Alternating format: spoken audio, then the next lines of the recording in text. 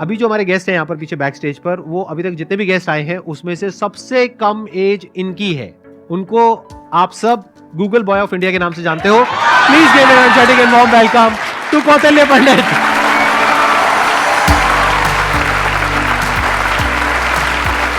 अरे अरे प्लीज बैठो। आपकी एज कितनी है पहले तो ये बता दो। तो अभी करंटली आई एम 14 ईयर्स। जी। आपको पता है यहाँ पर जितने भी लोग आए हैं उसमें सबसे कम एज आपकी है अभी। लेकिन सर मतलब जितने भी लोगों से अब तक मैं मिला हूँ आपकी एज के, मतलब 40-50 साल के या 30 ईयर्स के, आपके जितने भी शोज देखे हैं उनमें मेरे को तो सबसे कम उम्र के आप लगे हो। अरे ये बताइए मेरे को कि आपकी ये शुरुआत कैसे हुई। जब मैं 5 साल का था तो मुझे लिखना पढ़ना कुछ नहीं आता था। फिर ऐसे ही था कि मैंने 10-15 दिन में ही मतलब लिखना पढ़ना, like all the alphabets and everything I learn them. तो उसके बाद गर्मियों की छुट्टियों की बात है तो मेरे पापा जी एक स्कूल रन करते हैं छोटा सा गांव में, तो वहाँ पर मैं पढ़ता था। कहाँ के रहने वाले हो आप? मैं करनाल। अच्छा जी। तो वहाँ पर एक जैसे हॉलीडे होमवर्क देते सबको एक जनरल कि आपको जो वर्ल्ड मैप होता है, एटलस होता है, अगर जिन जिन को अच्छा लगता है आप वो करके आना, आप मतलब उसे समझ के आना।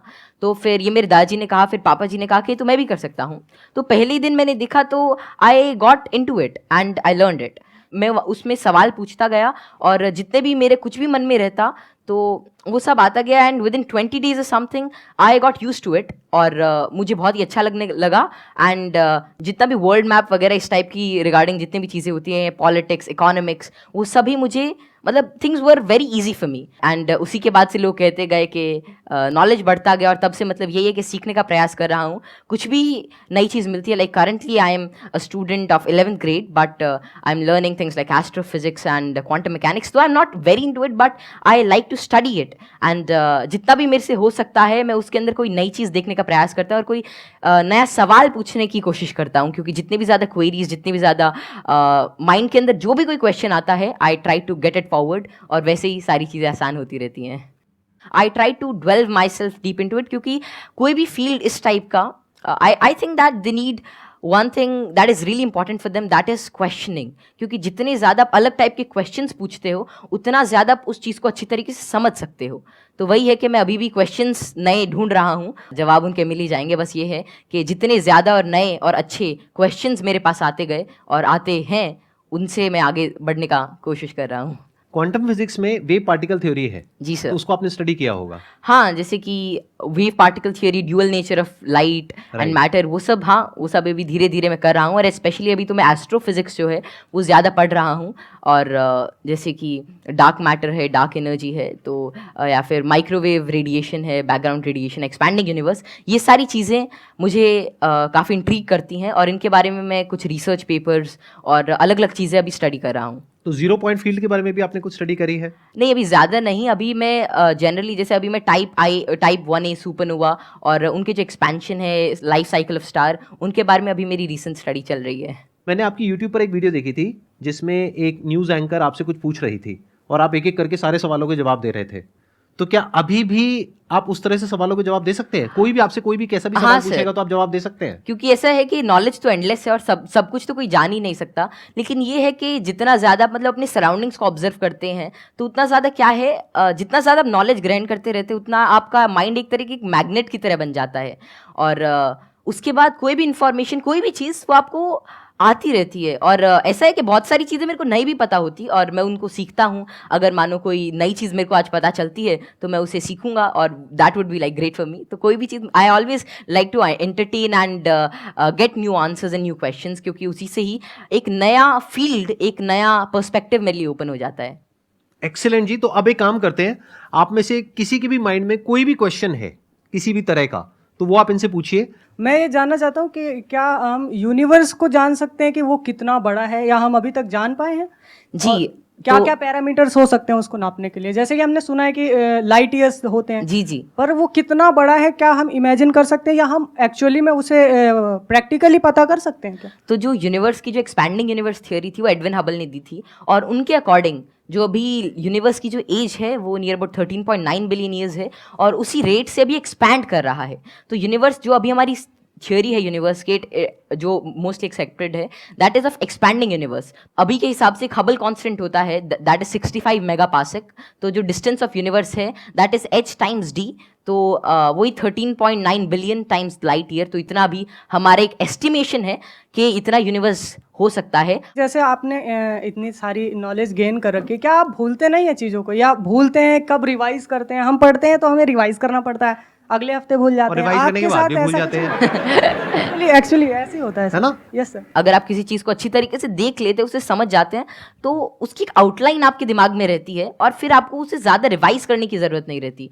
तो वही है कि किसी भी चीज़ का कॉन्सेप्ट रहता है, तो अगर आपको वो समझ में आ गया तो information is just like, I think that information is not the main part.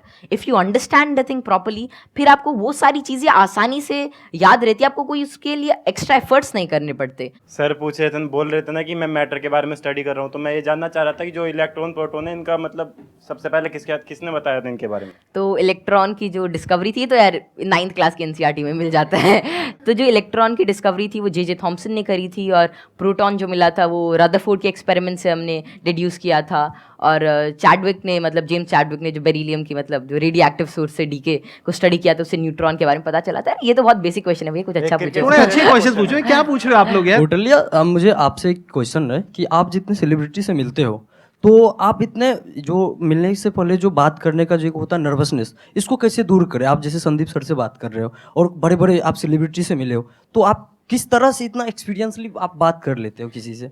देखिए, जैसे आज मैं यही सोच के आया था कि मैं संदीप सर से मिलूंगा और उनसे बहुत कुछ सीखने को मिलेगा। तो ऐसा तो है नहीं कि संदीप सर आएंगे और मेरे से पूछेंगे चल ये बता, और फटाफट अगर कुछ गलत बताया तो एक थप्पड़ मारेंगे, ऐसा तो होगा नहीं ना। मतलब प्यार से बात करेंगे और अपना आशीर्वाद देंगे, कुछ अच्छा नई चीज़ शेयर करेंगे। तो वही है कि आप मतलब एक फ्री एंड पे रहें, और जहाँ पर भी आप मतलब अपने से आप सच जो है वो एक्सपेक्ट करें कि अगर मैं कहीं से सच बोल रहा हूँ तो थिंग्स वुड गेट ईजी, और make it easy in your brain. और हर जगह से अगर आप कुछ अच्छा सीख करने की कोशिश करते हैं, ट्रुथफुल रहते हैं, तो आप में nervousness is just a state of mind, और ये बस चला जाता है, जस्ट मिराज। तो बस संदीप सर हैं आज, है आज इनसे बहुत कुछ सीखने को मिलेगा, आप सभी से आज बहुत कुछ सीखने को मिलेगा। तो आप ऐसा कुछ एक अपना परसेप्शन रखिए और फिर सारी चीज़ें आपके लिए आसान हो जाएंगी। मेरा ये क्वेश्चन है कि जैसे चंद्र ग्रहण लगता है, सूर्य ग्रहण लगता है, तो उसका कैसे पता लगता है कि वो कब लगेगा और किस टाइम में लगेगा, या कितना, उसका कैसे पता लगता है? ये तो पता है कि वो क्यों लगता है, बट इसका कैसे पता लगता है कि अब लगेगा, या कैसे, उसका क्या होता है? तो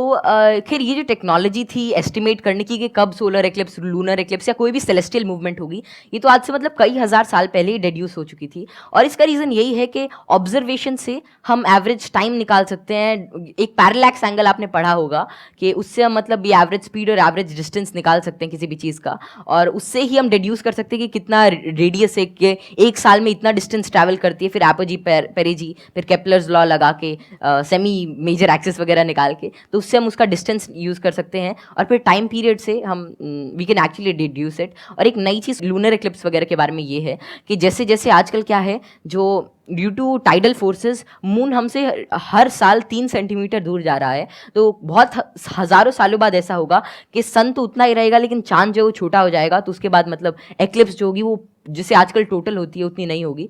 तो ये estimation it is done by using observation. और एस्ट्रोनॉमी एक ऐसा फील्ड है जो हज़ारों सालों तक ऑब्जर्वेशन से ही चला, और बहुत सारे पुराने साइंटिस्ट जैसे केपलर, गैलीली, आर्यभट्ट, जितने भी बड़े लोग थे जो पुराने ज़माने के, वे सभी ऑब्जर्व करते थे। उनकी ऑब्जर्वेटरीज होती थी कि कैसे कैसे जो हेवनली बॉडीज़ हैं ये इंटरैक्ट कर रही हैं, कैसे कैसे ट्रैवल कर रही हैं, इनमें क्या चेंजेस हैं, और उन्हीं सभी चेंजेस को एस्टिमेट करके, उन सभी को देख के आज हमने मतलब ऐसी सारी टेक्नोलॉजी को डिड्यूस किया है कि जिससे हम कर सकते हैं, एस्टिमेट कर सकते हैं उनका टाइम पीरियड, उनका डिस्टेंस, और कैसे वे एक्ट करेंगे। एक्सीलेंट जी, big round of applause for him.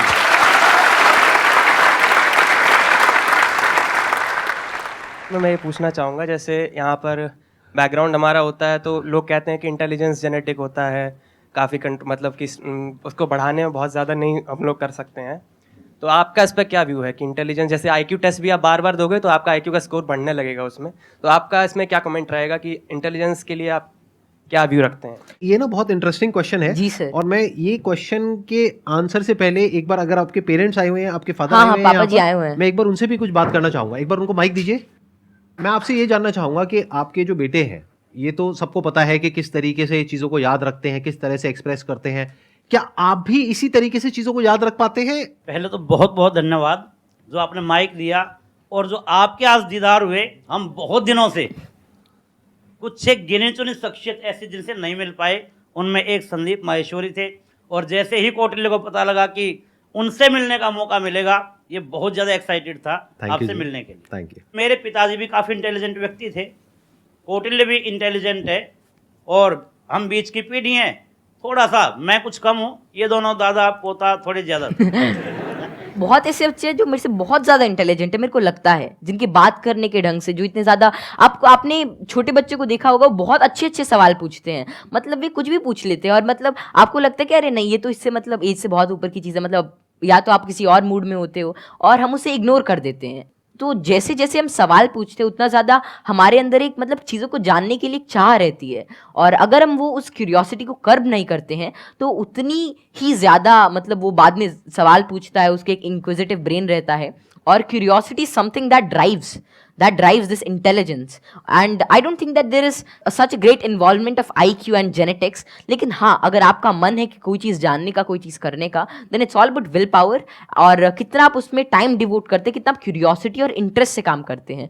Because even Richard P Feynman said, it really doesn't matter कि how much you know, but it matters कि आप कैसी चीज़ों के बारे में सोच रहे हैं, और कितना इन्फॉर्मेशन आपके पास है, कितना नॉलेज आपके पास है। It really doesn't matter until and unless you try to use that knowledge, और आप उस नॉलेज से कोई नई चीज़ को समझने का प्रयास करते हैं, और कोई नई चीज़ तभी आ सकती है जब आपके पास कोई नया सवाल होगा। आपने बड़ी अच्छी बात बोली कि क्यूरोसिटी हम सबके अंदर होती है, जी सर। लेकिन होता क्या है कि घर में जाकर के हम उल्टे पुल्टे क्वेश्चंस पूछते हैं, जबकि क्वेश्चंस उल्टे पुल्टे नहीं होते हैं, सामने वाले को समझ नहीं आता है तो उसके लिए उल्टे हो जाते हैं, तो वो उसको चुप करा देते हैं। हाँ, बच्चे को चुप करा देते हैं, और वहीं पे उसकी क्यूरोसिटी मर जाती है। उसके बाद में क्वेश्चनिंग खत्म हो जाती है, उसके बाद में वो रटना शुरू कर देता है। रटने में इंटरेस्ट तो आता नहीं है, तो ना तो अब रट पाते हैं ना समझ पाते हैं, बिल्कुल। दोनों तरफ से चले गए। तो अब मैं ये आपसे जानना चाहूंगा कि क्या बचपन में जब आपने क्वेश्चनिंग करी, इस तरह के क्वेश्चंस पूछते थे, शुरू में तो आपने अपने पेरेंट्स से पूछा होगा या अपने आसपास में जो लोग थे उनसे पूछे होंगे, जी। तो क्या आपको सपोर्ट मिला? क्या उन्होंने आपको एनकरेज किया, या उन्होंने भी आपको यही कहा कि क्या फालतू के क्वेश्चंस पूछ रहा है? नहीं, जैसे I think I was fortunate enough कि जितने भी मैं सवाल पूछता, कोई ना कोई मेरा जवाब दे ही देता था। और ये बात शुरू ऐसी होती थी कि मानो कोई घर पे कोई बात चल रही है किसी भी चीज़ को लेकर, मानो देर टॉकिंग अबाउट के एक इकोनॉमिक क्राइसिस है देश में, तो मैं उसके अंदर मैं सुनता रहता था, या कोई भी ऐसी चीज़ हो रही है, कोई स्पेस मिशन जा रहे, मैं सुनता रहता था, मैं चीज़ों को ऑब्जर्व करता था, और वैसे ही मेरे जो भी सवाल आते, I was fortunate enough to get their answers. और मानो अगर मेरे को उसका जवाब नहीं भी मिलता तो मैं पूरे दिन उनसे पूछता रहता। तो एक तो मैंने भी कसम खा रखी थी कि जवाब तो चाहिए ही, तो मैं खाते हुए भी यही पूछता, नहाते हुए भी यही पूछता, और जो भी काम करता मैं मतलब मेरे दिमाग में वही रहता जब तक वो रिजॉल्व नहीं होता। तो ज़्यादा मेरे को दिक्कत नहीं आई, और मेरे को जल्दी ही जवाब मिल गया। और अगर को भी ऐसा रहता तो मतलब मैं भी ठीक था, और मेरे family and everything they supported me really well.